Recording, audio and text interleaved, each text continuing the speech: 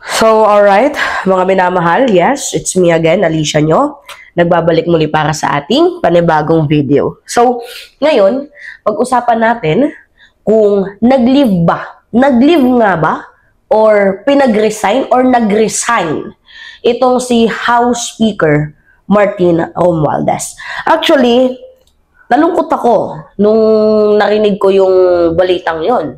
Dahil in the first place, kung wala itong si House Speaker Martin Romualdez, abay baka matagal na pong nagkaroon ng regodon dito nga po sa ating presidente. Kasi talagang atat na atat, 'di ba? Mga minamahal, itong mga DDS, especially yung mga nasa posisyon na patalsikin itong si President Bongbong Marcos dahil hindi nga nila kayang kontrolin. Alam naman natin na itong si House Speaker Martin Romualdez ay talagang trabaho lang. Hindi niya pinipersonal lahat ng bagay-bagay. Actually, kung titingnan ninyo yung leadership ng Senate versus sa leadership ng ng Congress, mas malinis.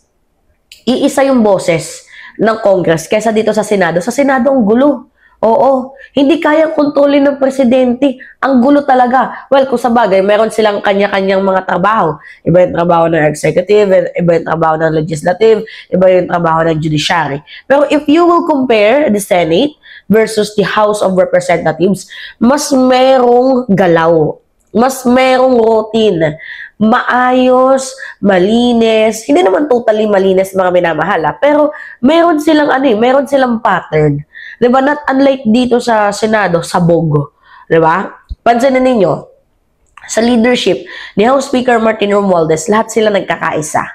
'Di ba? Sa mga hearing, tingnan ninyo kahit nga pagbotohan 'yan, mga minamahal, iboboto at iboboto pa din ng mga kongresista muli itong si House Speaker. Bakit? Kasi tingnan ninyo, binubusog ni House Speaker Martin Romualdez ang mga kongresista sa tupad, akap, lahat ng klase ng mga hinihingi ng mga kongresista, abay, binibigay, hindi madamot itong si House Speaker. Basta ang layunin naman nito ay para sa mamamayang Pilipino, then why not? Dito naman sa Senado, magulo sila. Diba? Tingnan nyo sa nangyayaring hearing nila. Sobrang ang gugulo nila. May mga pag-grandstanding. Hindi na lang sila mag-focus on the real issue.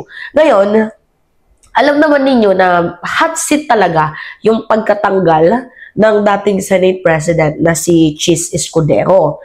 And parang ang daming nagsasabi kasi na hindi pwede na si Quezon lang. Dapat palitan din ang House Speaker kasi itong si kung hindi dahil sa kanya, hindi ako nagsisisi dito Kung hindi dahil sa kanya, I think hindi naman masisira ang reputation ni House Speaker Martin Romualdez. Kasi bakit ba naman kasi lumipad ka ng ibang bansa sa kalagitnaan ng issue mo? Parang ang nangyayari, flight is guilt.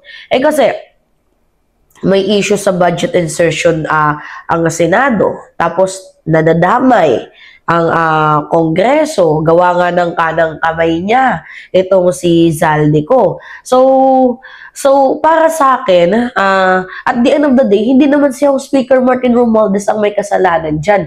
Yung mga galamay niya, nadadamay lang itong si House Speaker. Wait lang, siga muna tayo.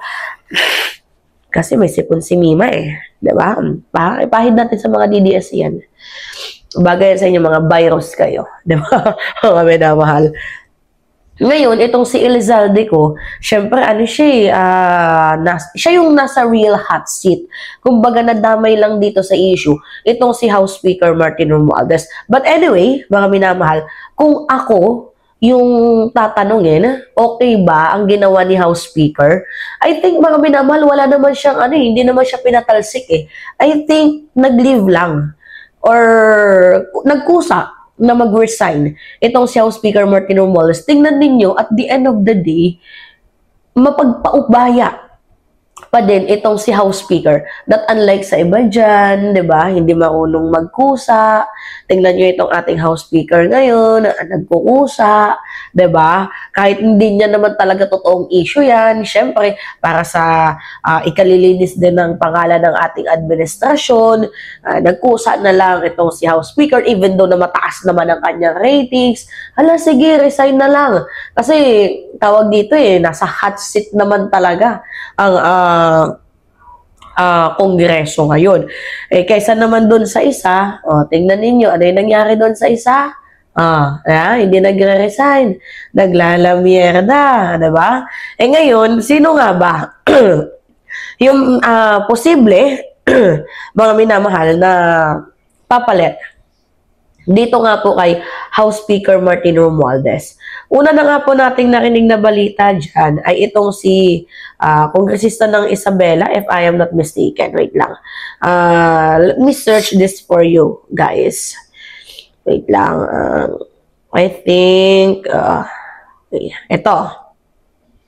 Speaker Martin Romualdez, leave na talaga. Deputy Representative Faustino Bonji, D is new speaker. So, at the end of the day, yung mga gustong makaano sa pwesto, katulad nila Frasco, gustong maging House Speaker, nila Barsaga, diba?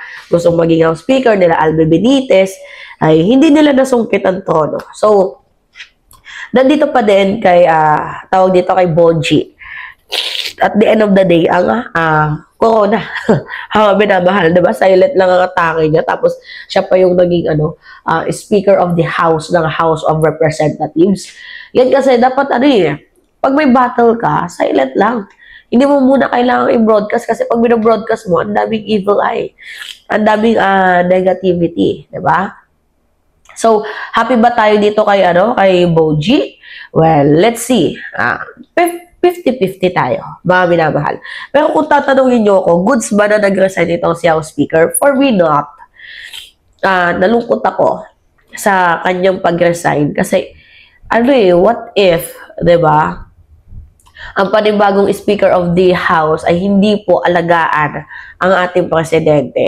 Madaming ayaw na ma-impeach itong si President Bongbong Marcos. Kasi pag na-impeach yan, sino yung papalit? Si Sara Duterte. Mas talong magkakagulo. So, iniingatan nila na hindi ma-impeach itong si President Bongbong Marcos. Kasi kawawa ang mamamayang Pilipino at the end of the day kung ma-impeach itong si President Bongbong Marcos. Bakit? Kasi ang papalit dyan, walang iba than other than Vice President Sara Duterte na permian to sa ibang bansa, mga binamahal, permi naglalamierda, permi gala didi, gala dito, gala doon, diba? Permi oo. Ayaw lagi, diba? Lagi na lang na gumagala itong ating VP instead na magtrabaho para sa mamamayang Pilipino. And also, nagpo-promote siya ng hatred Diba? So, I think hindi niya talaga deserve na maging presidente ng bansang Pilipinas. So, the Filipino people protect President Ferdinand Bongbong Marcos Jr. Kasi kung hindi nila poprotektahan ng presidente, talagang magsasuffer sila. At the end of the day, kapag si VP Sara Duterte ang pumalit dito nga po kay PBBM. So ngayon, medyo ang kinakabahan ko lang, baka mag-in or out itong panibagong leadership, panibagong speaker, diba? Kawawa ang ating presidente. Pero kung para naman ito sa ikabubuti or kagustuhan talaga ni House Speaker Martin Romualdez, wala tayong magagawa. Medyo nakakalungkot lang, to be honest. Mga minamahal, medyo nakakalungkot lang. Pero we will wait for the comeback of House Speaker Martin Romualdez na maupo muli dito nga po sa Kongreso. Diba?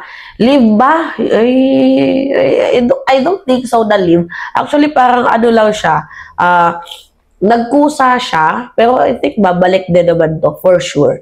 So, nag-aantay lang din to ng perfect timing, medyo muna yung issue, diba? Yun. So, kayo, ano yung masasabi ninyo mga minamahal? Yeah, it's me again, Alicia nyo, at nagbabalik muli para sa ating panibagong video. Yun lamang po at ingat, mga kababayan.